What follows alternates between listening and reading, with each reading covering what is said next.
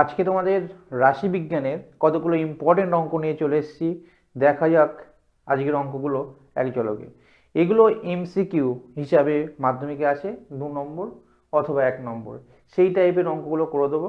আর এমনি বড় কোশ্চেন যে 3টে থাকে তার মধ্যে 2টো করতে হবে, সেগুলো তোমরা প্রশ্ন থেকে করো। এবারে সংখ্যাগুরু মান, ওজাইব আর গড় থেকে আসার সম্ভাবনা বেশি। ঠিক আছে, আজকে আমি তোমাদেরকে এমসিকিউ করে দেব, যেগুলো মাধ্যমিকে এবার আসার সম্ভাবনা প্রবল। চলো প্রথম অঙ্কটা দেখো কি লেখা আছে। যদি u i equal to x i minus 25/10 এবং summation f i u i equal to 20 এবং সামেশান এফআই ইকুয়াল টু 100 হলে এক্স বার কত? এক্স বার মানে কি? এক্স বার মানে গড়, গড় নির্ণয়। তাহলে আমাদেরকে গড় বার করতে বলেছে। আগেই প্রথমে আমাকে দেখতে হবে অঙ্কটা u i equal to x i minus 25/10 এটা কোন পদ্ধতিতে গড় করে দেওয়া আছে। এটা গড় করে দেওয়া আছে কোন পদ্ধতিতে? না, ক্রমবিচ্যুতি গড়। আর ক্রমবিচ্যুতি গড়ের ক্ষেত্রে আমরা এটা 25টা কি লিখি? এ লিখি। 10টা কত? 10টা থাকে এইচ। ঠিক আছে, আর সামেশান এফআই দেওয়া আছে, সামেশান এফআই ইউআইও দেওয়া আছে। তাহলে আমাদের বার করতে হবে কি? X bar. তাহলে এক্স বার বার করে নিই। তাহলে এক্স বার ইকুয়াল টু, যেহেতু ক্রম বিচ্যুতি করে আছে, তাহলে a plus summation f i u i by summation f i into h. এখানে ভালো করে একটু বুঝে নেবে যে প্রত্যেকটা মান দেয়া আছে, কিন্তু সেটা আমাদেরকে বুঝে নিতে হবে। যেমন ডান সাইডে লিখে দিচ্ছি এইচ ইকুয়াল টু কত? H equal to 10, a equal to কত? 25,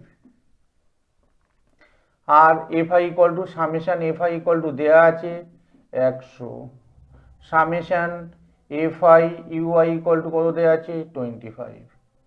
যে যে মানগুলো দরকার সেই মানগুলো। এটা কি হয়? এটা হয় এ, এটা হয় এইচ, মানে 10টা হয় এইচ। সেই জন্য এগুলো আমরা কি করলাম? লিখে নিলাম। এবার সামেশান এই মানগুলো বসে দেবো, ব্যাস হয়ে যাবে। তাহলে এক্স বার ইকুয়াল টু কি? দেয়ারফর এ মানে কত? 25 plus summation f i u i কত? 20, সামেশান এফ আই কত? 100, এইচ কত? এইচ 10। ঠিক আছে, তাহলে এক্স বার ইকুয়াল টু কত হবে? 25 প্লাস একটা জিরো, এখান থেকে একটা জিরো, এখান থেকে একটা জিরো, এখান থেকে পুরো থাকছে কত? 2। তাহলে কি হবে? X bar equal two 27। তাহলে গড় কি হবে? গড় হলো 27। ভীষণ 2 নম্বর দিয়ে অঙ্কটা আসতে পারে, ভীষণ ইম্পর্টেন্ট। ঠিক আছে, দেখো তারপরের অঙ্কটা করে দিই। দেখো যে নেক্সট ইম্পর্টেন্ট অঙ্কটা আসতে পারে সেই অঙ্কটা তোমাদেরকে বলে দিচ্ছি। দ্বিতীয় ইম্পর্টেন্ট অঙ্ক রাশিবিজ্ঞানের এমসিকিউ থেকে আসতে পারে। দেখো একটি পরিসংখ্যা বিভাজনে গড় দেওয়া আছে কত? গড় দেওয়া আছে 8.1 এবং summation f i x I equal to দেওয়া আছে কত? 132 প্লাস 5k এবং summation f i equal to 20 থাকলে কে এর মানটা কত? তাহলে আমরা কি করব? আমাদের গড় দেওয়া আছে, তাহলে এটা কোন পদ্ধতিতে আছে আমাকে আগে বুঝতে হবে। Summation f i x I কোন পদ্ধতিতে থাকে? না, প্রত্যক্ষ গড়ে থাকে। তাহলে প্রত্যক্ষ গড়ে দেওয়া আছে, সুতরাং আমাদেরকে কি এর মানটা বার করতে হবে। তাহলে লেখো প্রত্যক্ষ গড়। তাহলে প্রত্যক্ষ গড় কি আছে? প্রত্যক্ষ গড় ব্র্যাকেটে লিখে নেবে এক্স বার ইকুয়াল টু কত? 8.1। তাহলে এক্স বার মানে কি আমরা জানি? Summation f i x i by summation f i equal to কত? 8.1। সরাসরি তোমরা লিখে নেবে। ফার্স্ট তোমরা কি করবে? প্রথমেই তোমরা লিখে নেবে যে গড়টা কত দেওয়া আছে, সেই গড়ের মানটা তোমরা লিখে নেবে, নিয়ে মানটা বসিয়ে দেবে, ব্যাস। তাহলে এবার লিখে দাও। Or summation f i x I কত দেওয়া আছে? 132 প্লাস 5k বাই কত দেওয়া আছে? 20 ইকুয়াল টু কত? 8.1। और 132 প্লাস 5k ইকুয়াল টু গুণ করে দাও 8.1 ইন্টু 20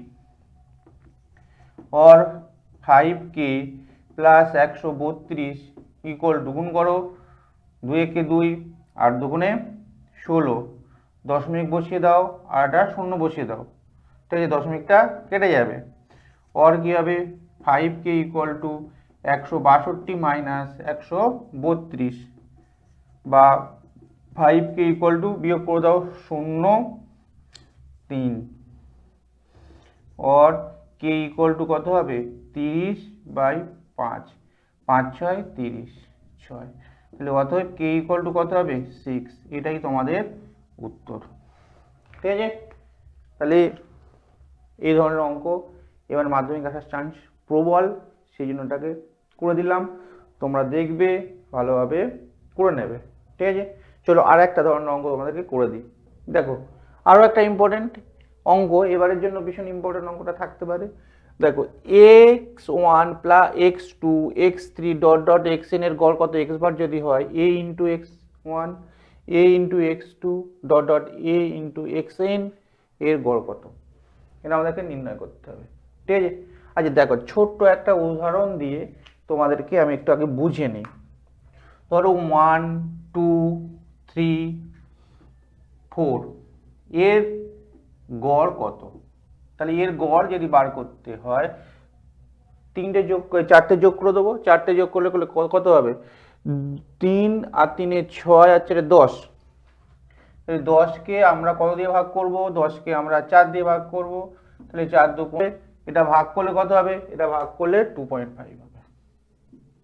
এবারে যদি প্রত্যেকের সঙ্গে একে একটা নির্দিষ্ট সংখ্যা গুণ করে দিই, নির্দিষ্ট সংখ্যা কত এ এ এ প্রত্যেকের, তাদের তাহলে গড় কত হবে সেটা আমরা বার করতে যাবো।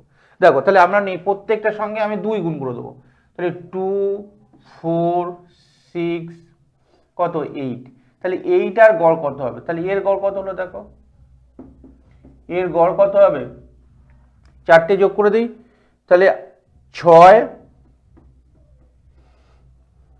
আর 6 12, 12 আর 8 20, এবারে 20কে 4টে সংখ্যা আছে 4 দিয়ে আমরা ভাগ করে দেবো, তাহলে 4 করে দেবো, তাহলে কত হলো 4 5 আর 20, তাহলে গড় কত হলো, গড় হয়ে গেল কত 5, ঠিক আছে। দেখো ভালো করে আমি 2 দিয়ে গুণ করেছি, এর সাথে আমরা প্রত্যেককে কি করেছি 2 দিয়ে গুণ করেছি, তাহলে এখানে নির্দিষ্ট যে নাম্বারটা আছে প্রত্যেকের সাথে নির্দিষ্ট নাম্বার গুণ থাকবে, তাহলে প্রত্যেকটাই এ এ গুণ আছে, তাহলে আমি এই নির্দিষ্ট সংখ্যাটা কত ধরেছি, এইটা এই নাম্বারের সঙ্গে আমরা 2 ধরেছি, 2 ধরার পর কি প্রত্যেকের সাথে 2 গুণ করে দিয়েছি, ঠিক আছে।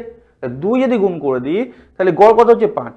দেখো আগের যে সংখ্যা ছিল তার সঙ্গে যদি 2 আমি গুণ করে দিই তাহলে গড় কত হবে 2.5, সরি তাহলে গড় কত হবে 5 হবে।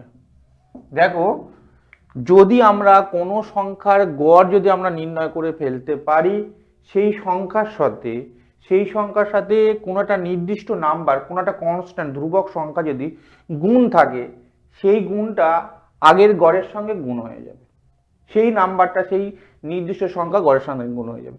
তার মানে কি বলতে চাইছি যে এখানে x1 x2 x3 dot dot xn এর গড় কি ছিল, গড় ছিল x বার, তাহলে এই যে গড়টা ছিল তাহলে এ একটা নির্দিষ্ট নাম্বার, নির্দিষ্ট যদি নাম্বার থাকে তাহলে সেই নির্দিষ্ট নাম্বারটাকে, যেটা নির্দিষ্ট নাম্বার থাকে তাহলে সেই নির্দিষ্ট নাম্বারটাই ওই গড়ের সাথে গুণ হয়ে যায়, ঠিক আছে, এটা মনে রেখে দেবে।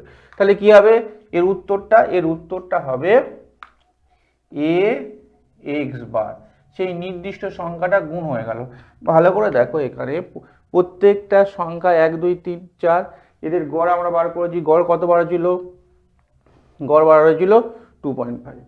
এবারে আমরা যখন একটা নাম্বার নিলাম তাদের সাথে কি হবে 2 গুণ করে দিলাম, 2 যদি গুণ করে দিই তাহলে প্রত্যেকের নাম্বার সঙ্গে 2 ডবল হয়ে গেল, তাদের গড় বার করেছি দেখা যাচ্ছে 5, তাহলে আগের যে গড়টা ছিল তার থেকে আমরা 2 গুণ করে দিই, যে গড়টা হবে সেই গড়টাই উত্তর।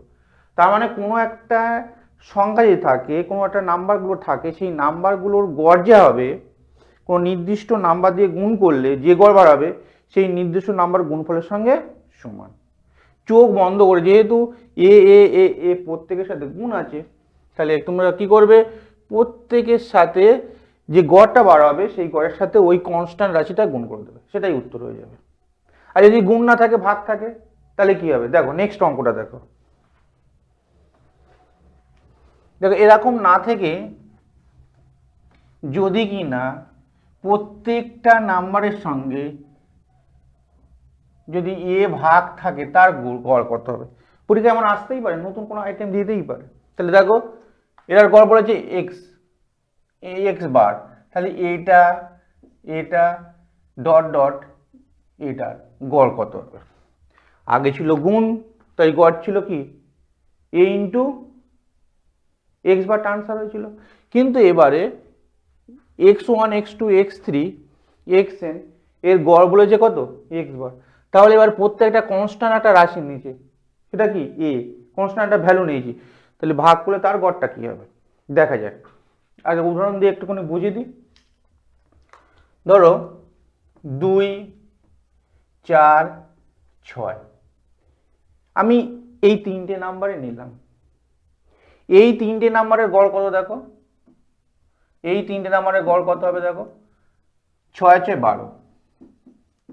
তাহলে গড় বার করতে গেলে কি তিনটে সংখ্যা দিয়ে ভাগ করতে হবে, 3 দিয়ে, 3 4 12 4।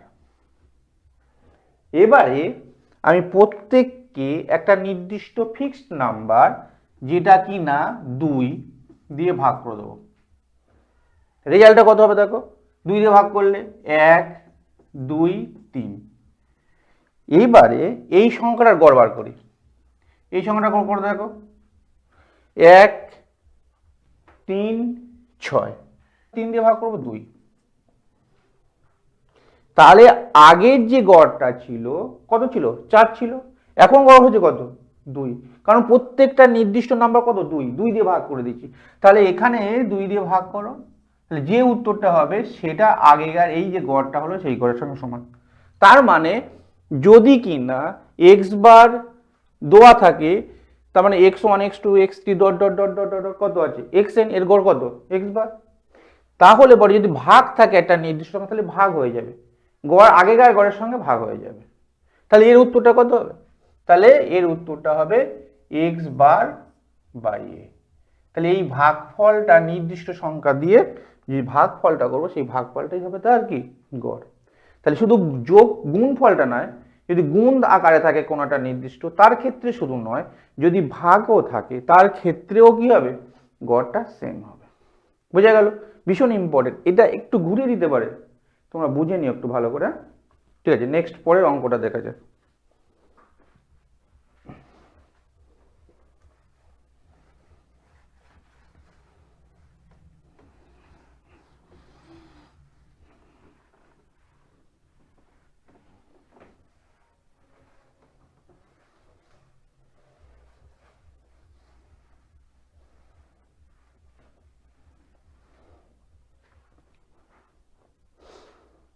দেখো নেক্সট শর্ট কোশ্চেন দেখো, ভীষণ ইম্পর্টেন্ট।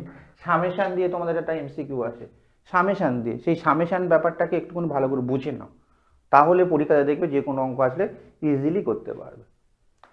দেখো মান নির্ণয় করতে বলে, তাহলে মান নির্ণয় করো, মান নির্ণয় করো বলে summation i equal to 1 to 20 করে দিল আর 10 ইন্টু আই করে দিল। তাহলে এর মানটা কত হবে বার করতে হবে। আগে সামেশন ব্যাপারটা বুঝে নাও। ধরো সামেশন আই ইকুয়াল টু 1 থেকে 5 দিলাম আর এক্স আই প্লাস 2 দিলাম। এটা বুঝলে দেখবে এটা সহজে হয়ে যাবে। তাহলে এটা যদি ভাঙি তাহলে কি হবে, তাহলে আগে এক্স এর আই এর মান কত 1 থেকে স্টার্ট, কোথা থেকে শেষ হবে 5 এ গিয়ে শেষ হবে। তাহলে x1 প্লাস 2 যোগফল দিয়ে দিলাম, তারপরে কি হবে x2 প্লাস 2, তারপরে কি হবে x3 প্লাস 2, তারপরে কি হবে x4 প্লাস 2, তারপরে কি হবে x5 প্লাস 2। তার মানে আমার এই যে 2টা আছে কতবার বসবে, এই যতবার আছে 5, যত এনটা যত টাইমস তত টাইমস আমাদের বসবে। ঠিক আছে, তাহলে আমরা এটাকে কি করতে পারি x1 plus x2 plus dot dot dot x5, 5 পর্যন্ত গেলাম, কটা 2 আছে 1 2 3 4 5, তাহলে কি হবে 5 ইন্টু 2, তাহলে এন যত এনটা যত নাম্বার পর্যন্ত থাকবে, তোর 5 পর্যন্ত আছে, তাহলে কি হলো, তাহলে 5 ইন্টু 2 হয়ে গেল। 2টা যত টাইমস আছে, কেউ যদি শুধু এখানে লেখে x1 x2 x3 x3 x5 আর শুধু +2 দেয়, তার ক্ষেত্রে ভুল হয়ে যাবে। এটা ভীষণই বোঝার একটা বিষয়, ঠিক আছে? এইটুকুনি ভালো করে একটু বুঝলেই এই অঙ্কটা কমপ্লিট হয়ে যাবে। মানে সামেশন মানেটা কি সেটা আমাদের আগে ডাইজেস্ট করা দরকার, সেটা আমরা ডাইজেস্ট করতে পারলেই সহজে অঙ্কটা হয়ে যাবে। ক্লিয়ার? এবার এই অঙ্কটাই চলে এসো।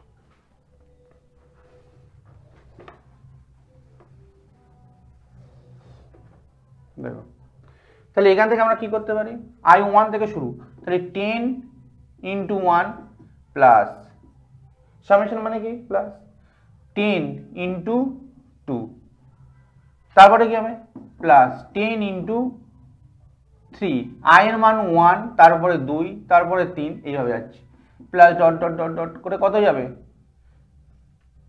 10 ইন্টু 20। কেন, I এর মানটা 1 থেকে শুরু হয়ে কত পর্যন্ত যাবে 20 পর্যন্ত যাবে। তাহলে এখান থেকে আমরা কি করতে পারি, 10টা কমন নিয়ে নাও, তাহলে 1 plus 2 plus 3 plus dot dot dot dot 20 পর্যন্ত। আচ্ছা, আমরা একটা সূত্র জানি, n সংখ্যক স্বাভাবিক সংখ্যার সূত্র, যোগফলের সূত্র। তাহলে 1 plus 2 plus 3 dot dot dot dot n যদি থাকে, তার সূত্রটা কি হয় n into n plus 1 by 2। nটা কই, যত পর্যন্ত নাম্বার গেল সেই নাম্বারটার যোগফলটা বোঝায়, ঠিক আছে? তাহলে আমরা কি করব, তাহলে এখানে আমরা 10 ইন্টু, এখানে n মানে কত 20, n মানে 20 প্লাস 1 বাই 2, ব্যাস এই কাটাকুটি করলে আমাদের কমপ্লিট হয়ে যাবে। তাহলে কি হবে 10 ইন্টু, এর সাথে কাটাকুটি করে দাও 10, 10 এটা যোগ করে দাও 21, 20 এর আগে কত 21, তাহলে 21-এর পরে কটা শূন্য বসে যাবে, দুটো শূন্য বসে যাবে, ব্যাস সেটা আনসার। এই টাইপের অঙ্ক দিতে পারে, বা এরকম সামেশন দিয়ে যে কনসেপ্টটা আছে সেই কনসেপ্টের উপর দাঁড়িয়ে কিন্তু অঙ্ক পড়তে পারে। রাশিবিজ্ঞানে কি থাকে, রাশিবিজ্ঞানে মোটামুটি 12 থেকে 13টা নাম্বার থাকে, আমরা সবাই জানি। 3টে বড় কোশ্চেন থাকে, তার মধ্যে 2টো আনসার দিতে হয়, 2টো মানে কত 4 আর 4 8, আর 2টো এমসিকিউ থাকে, 2 নম্বরে যদি 2টো থাকে তাহলে কত হলো 4, তাহলে 12, আর যদি একটা 2 নম্বরে একটা 1 নম্বরে থাকে তাহলে কত 11, তাহলে এই 11 12 13 কোনো সময় থাকতে পারে। তাহলে মোটামুটি 11 12 নাম্বার রাশিবিজ্ঞান থেকে সহজে পাওয়া যায়, ঠিক আছে? তো রাশিবিজ্ঞান সম্পর্কে এই কয়েকটাই শর্ট কোশ্চেন বললাম, এগুলো তোমরা একটু ভালো করে দেখবে।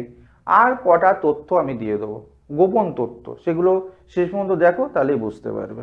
কতগুলো ইম্পর্টেন্ট কথা তোমাদেরকে বলছি। এক ভূইষ্ঠক বা ইউনিমডাল, দ্বিভূইষ্ঠক বা বাইনোমডাল, বহু ভূইষ্ঠক বা মাল্টিমডাল। এবারে একটু শর্ট কোশ্চেন দিতে পারে, তোমার ইংলিশ টার্মগুলো দিয়ে হয়তো দিয়ে দিতে পারে, দিয়ে দিলে তোমাদের প্রবলেম হতে পারে, তোমরা একটু মনে রাখবে।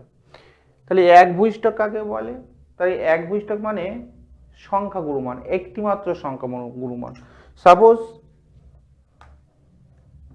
5 3 2 3 4 3, এই যে তথ্যটা দিলাম, এই তথ্যের মধ্যে সংখ্যা গুরুমান কত, একটা, কে সেটা 1 2 3, 3বার কে যে 3 আছে, তাহলে 3টা হলো সংখ্যা গুরুমান।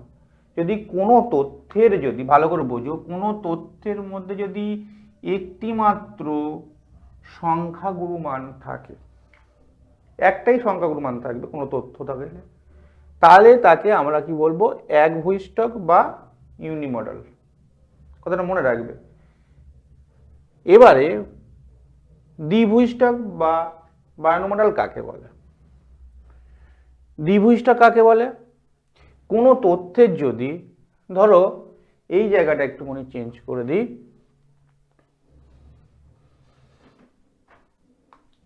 ধরো আরো দুটো 2 আছে,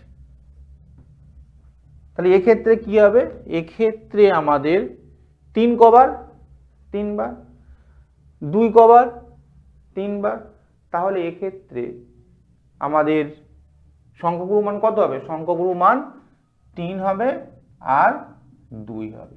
তাহলে যেহেতু দুটো সংখ্যা গুণমান তাই তাকে আমরা বলবো দ্বিভুষ্টক বা দুটো সংখ্যা গুণমান। তাহলে আমরা দ্বিভুষ্টক কাকে বলে, দুটি যদি সংখ্যা গুণমান থাকে কোনো তথ্যের তখন তাকে আমরা কি বলবো, দ্বিভুষ্টক। ঠিক আছে। আর বহুভুষ্টক বা মাল্টিমডাল কাকে বলে? তাহলে দেখো কোনো তথ্যের অনেকগুলি পর্যবেক্ষণ বা অবজারভেশন সর্বোচ্চ মানে পর্যবেক্ষণ সংখ্যা সর্বোচ্চ পরিসংখ্যার সঙ্গে সমান হয়। সর্বোচ্চ পরিসংখ্যার সঙ্গে যদি সমান হয় সেই তথ্যকে আমরা কি বলবো, সেই তথ্যকে আমরা বলবো বহুভুষ্টক। দেখো ধরো কোনো একটা তথ্যের 5 বার আছে, 6 5 বার আছে, 7 ও 5 বার আছে, 8 ও 5 বার আছে, 9 ও 5 বার আছে। তাহলে এখানে দেখো এই তথ্যের 5 বার, 6 ও 5 বার, 7 ও 5 বার, 8 ও 5 বার, 9 ও 5 বার। তাহলে এখানে দেখো কোনো তথ্যের অনেকগুলি পর্যবেক্ষণ সংখ্যাগুলো কি 4 5 6 7 8 9 10, তার সর্বোচ্চ পরিসংখ্যা সমান সমান। সর্বোচ্চ পরিসংখ্যা কত? 5। সর্বোচ্চ পরিসংখ্যা কত? 5। এই 5টাই কি সমান? তাহলে 5টাই সমান হয়ে গেল, তখন একে আমরা কি বলবো, বহুভুষ্টক। মানে অনেকগুলো সংখ্যাগুলো মান যদি থাকে তখন তাকে আমরা, এবং তার সমান হতে হবে, সর্বোচ্চ মানের সঙ্গে সমান হতে হবে, আলাদা হলেও হবে না। এক্ষেত্রে দেখো এখন আলাদা ছিল, তাহলে একে আমরা কি বলবো, বহুভুষ্টক বা মাল্টিমডাল। ঠিক আছে, এই পর্যন্তই থাকলো আজকেকার ক্লাস। ঠিক আছে, রাশিবিজ্ঞান থেকে যা যা বললাম সেগুলো একটু ভালো করে মন দিয়ে করবে, দেখবেন মধ্যে থেকে এই কনসেপ্টের মধ্যে বা এই অঙ্কগুলোর মধ্যেই আসবে। সামেশান থেকে আসতে পারে, আজ যে দুটো অঙ্ক করালাম ক্রমযৌগিক পরিসংখ্যা আর প্রত্যক্ষ গড়ে, এই অঙ্কগুলোর মধ্যে আসতে পারে। ঠিক আছে, আচ্ছা এই পর্যন্ত থাকলো, টাটা।